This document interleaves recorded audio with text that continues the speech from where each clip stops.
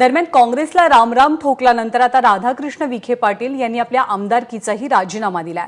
त्याआधी विखेंच्या घरी खलबतही पार पडली। विखेंसोबत आमदार अब्दुल सत्तार, जयकुमार गोरे आणि भारत भालके यांची या बैठकीला हजेरी होती।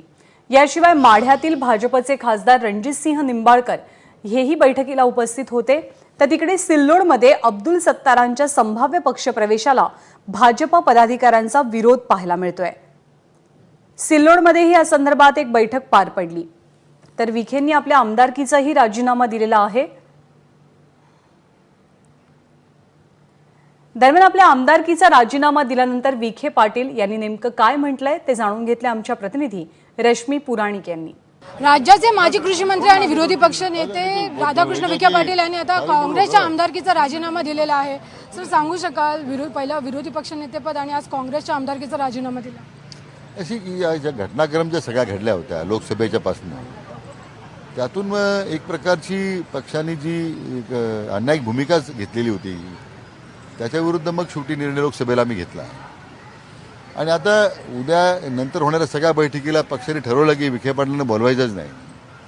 आता काही लोकांनी एक अजेंडा ठरवलेला होता, पण मी आज त्याच्यावरही भाष्य करणार नाही। पण केंद्रीय नेतृत्वावर माझी अजिबात नाराजी नाही आहे। शेवटी त्यांचे मी आभारच मानलेले आहेत की त्यांनी मला आज या पदावर विरोधी पक्ष नेता म्हणून काम करण्याची संधी दिली। आणि माझ्या परीनं 4.5 वर्ष पुष्कळ माझे आरोप हितोआरोप झाले, परंतु पक्षाची भूमिका प्रभावीपणे करण्याचा मी प्रयत्न केला। पण आज एकूण ज्या पद्धतीने पक्ष संघटनेमध्ये काम सुरू आहे त्यातून जी घुसमट होते आणि आज त्या पदाचा राजीनामा मी मागेच दिला होता पहिल्या दिवशीच, परंतु आज या विधानसभा सदस्यत्वाचा राजीनामा मी आज अध्यक्षाकडे आज सुपूर्द केलेला आहे। असं वाटतं का की तुम्ही राजीनामा द्यावा इथपर्यंत तुम्हाला ढकलण्यात आलं? तुम्हाला मनापासून कधी असा इतका टोकाचा निर्णय घ्यायची इच्छा नाही? तर परिस्थिती अशी उद्भवलेली आहे आणि अनेक अशा घटना घडल्या आहेत आणि त्या आपण पाहिलेल्या आहेत। आपण आपल्या माध्यमातूनही मी यापूर्वी बोललेलो आहे।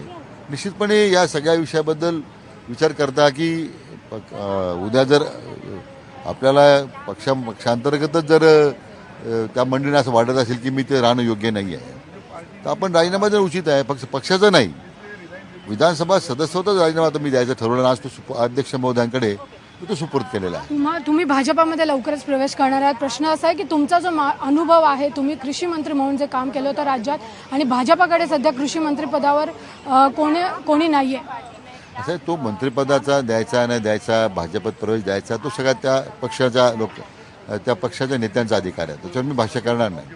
पण निश्चितच एक गोष्ट आहे की आज राज्यातल्या अभूतपूर्व अशा दुष्काळामध्ये आज शेतकरी किंवा ग्रामीण भागातला जो मजूर आहे, समाजातला प्रत्येक घटक हवालदिल झालेला आहे, कारण पाण्याची तीव्रता प्रचंड आहे, पिण्यासाठी पाणी नाही आहे मुख्यतः।